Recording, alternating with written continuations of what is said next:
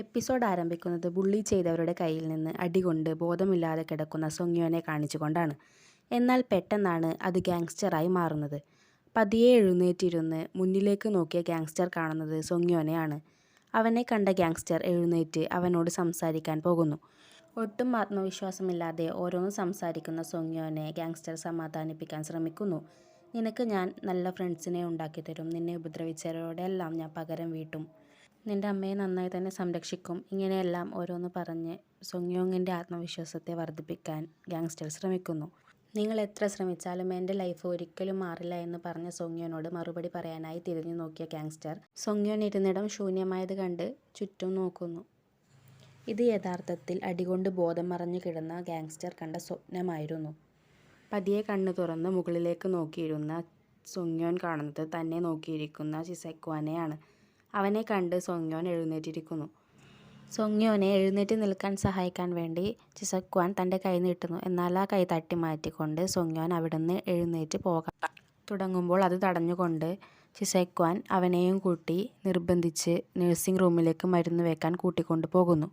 Nursing റൂമിൽ ആരുമില്ല എന്ന് കണ്ട ചിസെക്വാൻ സൊങ്യോനെ അവിടെ പിടിച്ചിരുത്തി കയ്യിലെ മുറിവിൽ ബാൻഡേജ് ഒട്ടിച്ചു കൊടുത്ത് ഓരോ കാര്യങ്ങളായി സൊങ്യോനോട് സംസാരിക്കുന്നു. നീ എന്താ എന്നെ ബുക്ക് സ്റ്റോളിൽ വെച്ച് കണ്ടിട്ട് മൈൻഡ് ചെയ്യാതിരുന്നത്? നീ നിൻ്റെ ഹെയർ സ്റ്റൈൽ മാറ്റിയത് കൊണ്ട് എനിക്കും നിന്നെ തിരിച്ചറിയാനായില്ല. നീ ഇങ്ങനെ ചിരിക്കുന്നത് ഞാൻ ആദ്യമായിട്ട് കാണുകയാണ്. നീ ഒരുപാട് മാറിയിരിക്കുന്നു. നമ്മൾ നല്ല ഫ്രണ്ട്സ് ആയിരുന്നില്ലേ? ഒരുപാട് സമയം നമ്മൾ പരസ്പരം ചെലവഴിച്ചിട്ടുണ്ട് എന്ന് ചിസെക്വാൻ പറഞ്ഞതും സൊങ്യോൻ ചിസെക്വാൻ്റെ നെയിം ടാഗിലേക്ക് നോക്കുന്നു. അതിലെ പേര് കണ്ടതും അപ്പോൾ ഇവനാണ് സൊങ്യോൻ്റെ ഡയറിയിലുണ്ടായിരുന്ന ചിസെക്വാൻ എന്ന് അവന് മനസ്സിലാകുന്നു. പക്ഷേ ഇവൻ പറയുന്നത് സൊങ്യോനും ചിസെക്വാനും ഫ്രണ്ട്സ് ആയിരുന്നു എന്നാണല്ലോ. പക്ഷേ ഞാൻ സൊങ്യോൻ്റെ ഡയറിയിൽ കണ്ടത് ചിസെക്വാനുമായി സൊങ്യോന് ഫ്രണ്ടാകാൻ ആഗ്രഹമുണ്ടായിരുന്നെങ്കിലും എന്തോ സൊങ്യോന് അതിന് കഴിഞ്ഞില്ല. അത് ആലോചിച്ചിരിക്കുകയാണ് തന്നെ നോക്കിയിരുന്ന ചിസെക്വാനോട് സൊങ്യോൻ പറയുന്നു, എനിക്കൊരു ആക്സിഡൻറ്റ് സംഭവിച്ചു, അതിനുശേഷം പഴയ കാര്യങ്ങളൊന്നും എനിക്ക് ഓർമ്മയില്ല. അത് കേട്ടതും ചിസെക്വാൻ സങ്കടപ്പെട്ട്, അപ്പോൾ നമ്മൾ തമ്മിലുള്ള ഫ്രണ്ട്ഷിപ്പും നീ മറന്നോ? അപ്പോൾ നമ്മൾ തമ്മിലുണ്ടായ നല്ല സൗഹൃദത്തിൻ്റെ നിമിഷങ്ങളെല്ലാം നീ മറന്നോ? നിനക്ക് എങ്ങനെ അതിന് പറ്റിയെന്നും പറഞ്ഞ് സങ്കടപ്പെട്ടിരിക്കുന്ന ചിസെക്വാനോട് സൊങ്യോൻ പറയുന്നു, അതിനെന്താ, നമുക്കിനിയും ഫ്രണ്ട്സാകാലോ എന്നും പറഞ്ഞ് കൈ നീട്ടിയ സൊങ്യോൻ്റെ കൈ തട്ടിമാറ്റിക്കൊണ്ട് ചിസെക്വാൻ പറയുന്നു, അതിന് നമ്മൾ ഫ്രണ്ട്സൊന്നും ആയിരുന്നില്ല. അങ്ങനെ ഞാൻ പറഞ്ഞത് നിൻ്റെ റിയാക്ഷൻ എനിക്ക് കാണാൻ വേണ്ടിയിട്ടാണ്. നിനക്ക് ഓർമ്മയുണ്ടോ, നീ എൻ്റെ വീട്ടിൽ വന്ന ആ മഴയുള്ള ദിവസം, എന്നെ ബ്ലാക്ക്മെയിൽ ചെയ്ത് എൻ്റെ യഥാർത്ഥ മുഖം ആളുകൾക്ക് മുന്നിൽ കൊണ്ടുവരുമെന്ന് പറഞ്ഞ ആ ദിവസം? നിന്നെ കാണാൻ സൊങ്യോനെ പോലെ തന്നെയുണ്ട്, പക്ഷെ നിൻ്റെ കണ്ണും ചിരിയും എല്ലാം മാറിയിരിക്കുന്നു, ഒരുപാട് മാറിയിരിക്കുന്നു. നീ സൊങ്യോങ് അല്ല, നീ വേറെ ആരോ ആണ്. അപ്പോൾ സൊങ്യോങ് വിചാരിക്കുന്നു, ഈ ചിസെക്വാൻ അപകടകാരിയാണ്, സൂക്ഷിക്കണം എന്ന് മനസ്സിൽ പറയുന്നുണ്ടായ സൊങ്യോനെ നോക്കി ചിസെക്വാൻ ഒന്നും കൂടി ചോദിക്കുന്നു, നീ സൊങ്യോനല്ല, അപ്പോൾ നീ ആരാണ്? ചിസെക്വാന് അതിനുള്ള മറുപടിയും കൊടുത്ത് സൊങ്യോൻ ആ റൂമിൽ നിന്ന് എഴുന്നേറ്റ് പോകുന്നു.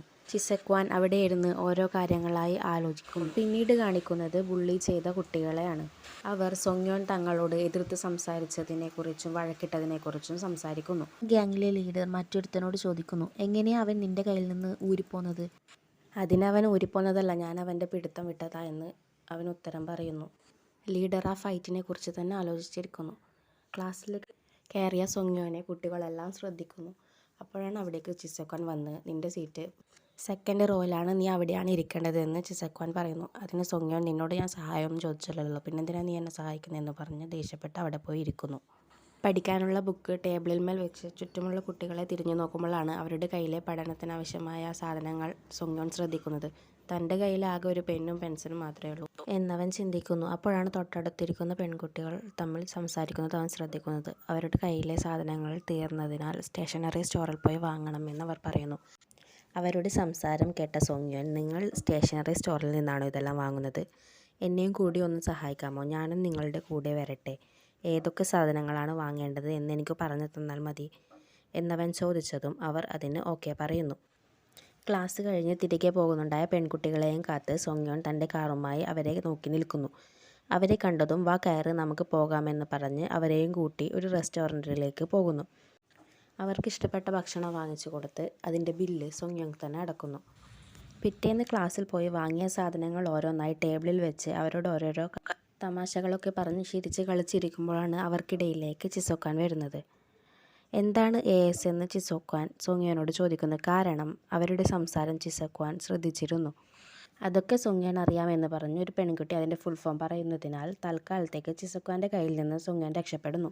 സോങ്യോൻ കാണുന്ന പോലെയല്ല, നല്ല കെയറിങ്ങാണ്. ഇന്നലെ സമയം വൈകിയതിനാൽ സോങ്യോൻ കാറിൽ തങ്ങളെ വീട്ടിലേക്ക് പറഞ്ഞയച്ചു എന്നൊക്കെ ചിസോക്വാനോട് അവർ പറയുന്നു. സ്പോർട്സ് ടൈമിൽ സോങ്യോൻ്റെ പ്രകടനം കണ്ട് കുട്ടികളും ടീച്ചറും അത്ഭുതപ്പെട്ട് കൈയടിക്കുന്നു. നീ വെക്കേഷൻ ടൈമിൽ വല്ല ട്രെയിനിങ്ങും ചെയ്തിട്ടുണ്ടോ എന്ന് ടീച്ചർ സോങ്യോനോട് ചോദിക്കുന്നു. സാറിനെ പോലെ നല്ലൊരു ടീച്ചറല്ലേ പഠിപ്പിക്കുന്നത്, അതുകൊണ്ടാണ് എന്നൊക്കെ പറഞ്ഞ് സോങ്യോൻ ടീച്ചറെ ഒരുപാട് പുകഴ്ത്തുന്നു. സോങ്യോൻ്റെ പുകഴ്ത്തൽ കേട്ട് ടീച്ചർക്ക് ഒരുപാട് സന്തോഷമാകുന്നു. സ്പോർട്സ് പീരീഡ് കഴിഞ്ഞ് തിരികെ ക്ലാസ്സിലേക്ക് പോകുന്നുണ്ടായ സോങ്യോൻ കാണുന്നത് അന്ന് ഹോസ്പിറ്റലിൽ വെച്ച് തന്നെ വഴക്ക് പറഞ്ഞ സ്ത്രീയെയാണ്. അവരാരാണെന്ന് ഇപ്പോൾ സോങ്യോങ്ങിന് അറിയാവുന്നത് കൊണ്ട് അവരെയും വിളിച്ച് സോങ്യോങ് ഒരു മൂലയിലേക്ക് മാറി നിൽക്കുന്നു. എന്നിട്ട് അവരോട് സംസാരിക്കുന്നു. നിങ്ങൾ എൻ്റെ കാര്യത്തിൽ ഇനി ഇടപെടരുത്. നിങ്ങൾ എന്തിനാണ് എൻ്റെ കാര്യത്തിൽ ഇങ്ങനെ തലയിടുന്നത് എന്ന് എനിക്ക് നന്നായി അറിയാം. ചെയർമാൻ പറഞ്ഞു വിട്ടതല്ലേ നിങ്ങളെ. അയാളുടെ ഇപ്പോഴത്തെ ഭാര്യ മരിച്ചാൽ ആ സ്ഥാനത്തെത്തുന്നത് എൻ്റെ അമ്മയാണ്. അതുവഴി അയാളുടെ സ്വത്തുക്കൾ മുഴുവൻ ഞങ്ങളിലേക്ക് വന്നു ചേരും എന്ന് പേടിച്ചിട്ടല്ലേ. ഇനിയും നിങ്ങൾ എൻ്റെ കാര്യത്തിൽ തലയിട്ടാൽ ഒരു പ്രസ് മീറ്റ് വിളിച്ച് OK കമ്പനിയുടെ ചെയർമാൻ്റെ ഒരേയൊരു മകനാണ് ഞാനെന്ന് എല്ലാവരോടും ഞാൻ വിളിച്ചു പറയും. സോങ്യോൻ പറയുന്നത് കേട്ട് ഒന്നും പറയാനാകാതെ അവർ അവനെ തന്നെ നോക്കി നിൽക്കുന്നു. തന്നെ മുഖമുയർത്തി നോക്കാൻ പോലും ഭയന്നിരുന്നവനാണ് തന്നോടിങ്ങനെ സംസാരിക്കുന്നത് എന്ന് അവർക്ക് വിശ്വസിക്കാൻ കഴിഞ്ഞില്ല. അവരുടെ കണ്ണിൽ നിന്ന് ഗ്ലാസ് ഊരിയെടുത്ത് താഴെയിട്ട് ചവിട്ടി പൊട്ടിച്ച് സോങ്യോൻ അവിടെ നിന്ന് പോകുന്നു. തിരികെ കാറിൽ കയറി ദേഷ്യമെല്ലാം അതിൽ ഇരുന്ന് തീർത്ത് അതിലുണ്ടായിരുന്ന ആളോട് കാര്യങ്ങളെല്ലാം സംസാരിച്ച് അവർ കാറുമെടുത്ത് അവിടെ നിന്ന് പോകുന്നു. ഈവനിങ് ക്ലാസ്സിന് തൻ്റെ അടുത്തിരിക്കുന്ന ചിസോക്വാനെ കണ്ട് നീ എന്താ ഇവിടെ ഇരിക്കുന്നത് എന്ന് സോങ്യോൻ ചോദിക്കുന്നു.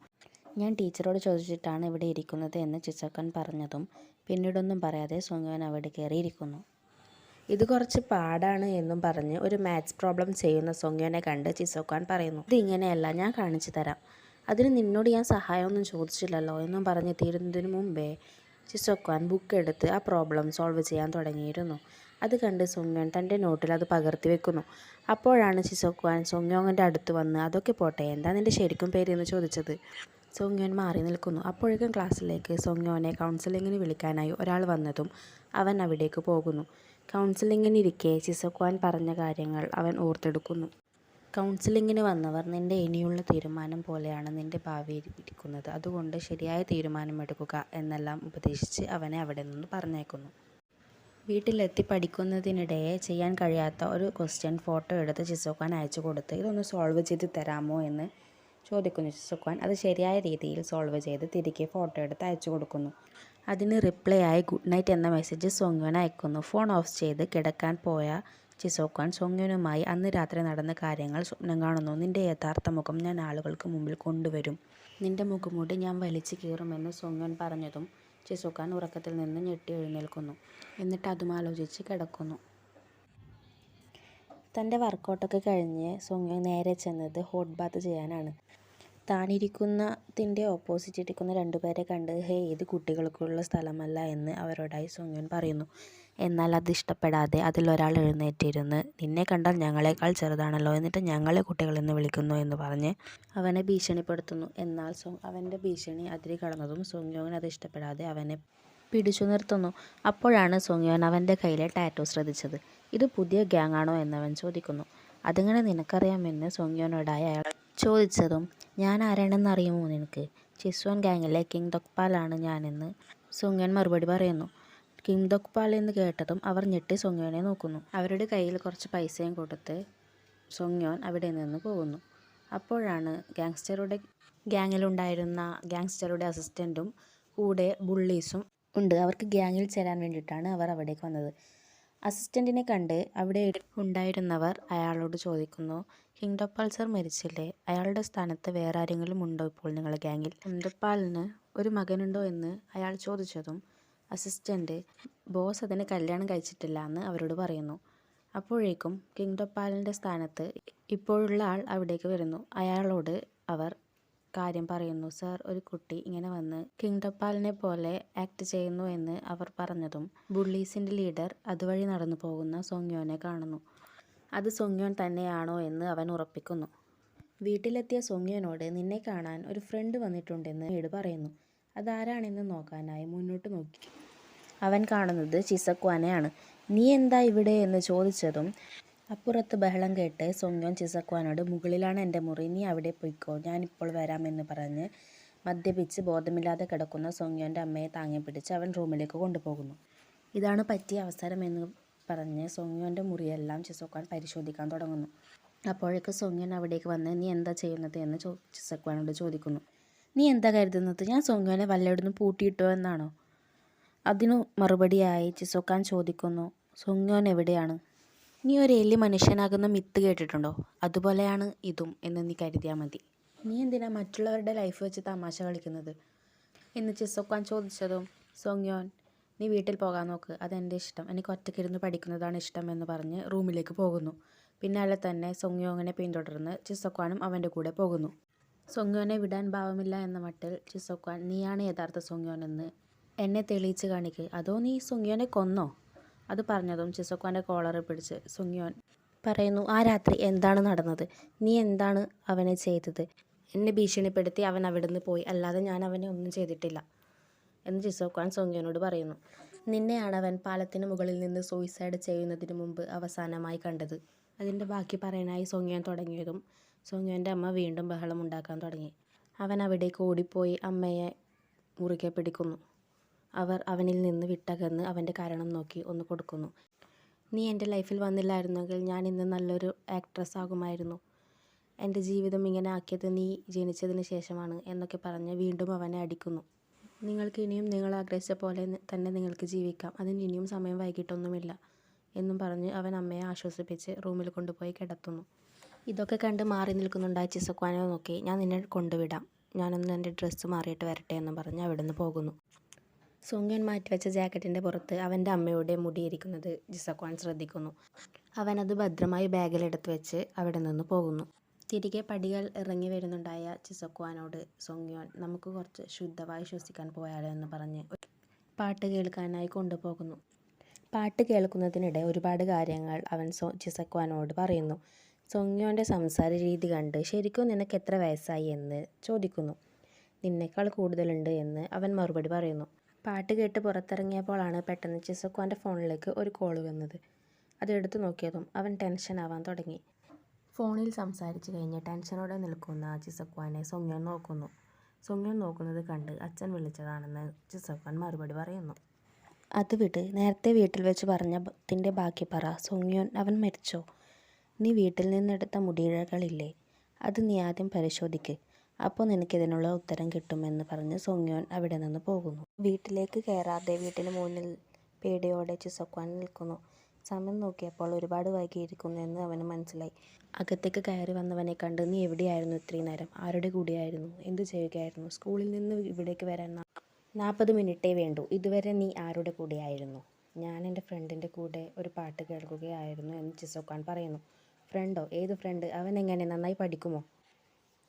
അവൻ നന്നായി പഠിക്കാൻ ശ്രമിക്കുന്നതാ. സോങ്യോൻ എന്ന അവൻ്റെ പേര്. നീ ഒരു പ്രോസിക്യൂട്ടറിൻ്റെ മോനാണ്, അതുപോലെ ആയിരിക്കണം നിൻ്റെ പെരുമാറ്റവും, മനസ്സിലായോ? അതിന് യെസ് പറഞ്ഞ് അവൻ റൂമിലേക്ക് പോകുന്നു. പണ്ട് അവൻ്റെ പാസ്റ്റിൽ നടന്ന ഒരു ഇൻസിഡൻറ്റിനെ പറ്റി അവൻ ആലോചിച്ചിരിക്കുന്നു.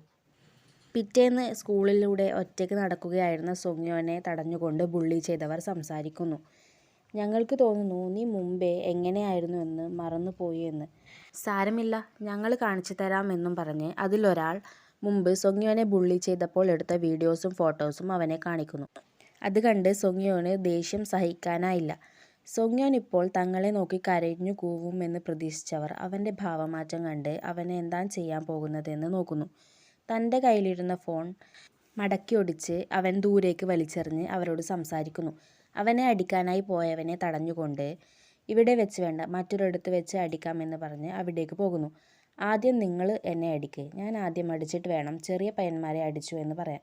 അതുകൊണ്ട് ആദ്യം നിങ്ങൾ അടിക്ക്. എന്നാൽ അത് അവർക്ക് ഇഷ്ടപ്പെട്ടില്ല. ബുള്ളി ഗ്യാങ്ങിലെ ലീഡർ സോങ്യോങ്ങിനെ അടിക്കുന്നു. ആ അടി കൊണ്ട് അവൻ കരയുമെന്ന് കരുതിയവർ ആ അടി അവൻ്റെ രോമത്തിൽ പോലും തൊട്ടിട്ടില്ല എന്ന് അവർക്ക് അവൻ്റെ സംസാരത്തിൽ തന്നെ മനസ്സിലായി. അവരോരോരുത്തരായി സോങ്യോങ്ങിനെ അടിക്കാനായി പോയതും അവരെയെല്ലാം സോങ്യോങ് അടിച്ച് നിലംപരിശാക്കുന്നു. പഴയ ആ ഗാങ്സ്റ്ററിൻ്റെ ശൗര്യത്തോടെ അവൻ എല്ലാവരെയും അടിച്ചു തെറിപ്പിക്കുന്നു. ഇനി ഒന്നിനും വയ്യേ എന്ന് കണക്കെ കിടക്കുന്ന ലീഡറുടെ മുകളിൽ കയറിയ സോങ്യോനെ നോക്കി നീ ഒരു ഗാങ്സ്റ്റർ ആണോ എന്ന് അവൻ ചോദിക്കുന്നു. നിനക്കെങ്ങനെ അത് മനസ്സിലായി? ഞാൻ ചിസോങ്ങൻ ഗാങ്ങിലെ കിങ് ഡൊപ്പാൽ എന്ന് പറയുന്നതും എപ്പിസോഡ് അവസാനിക്കുന്നു.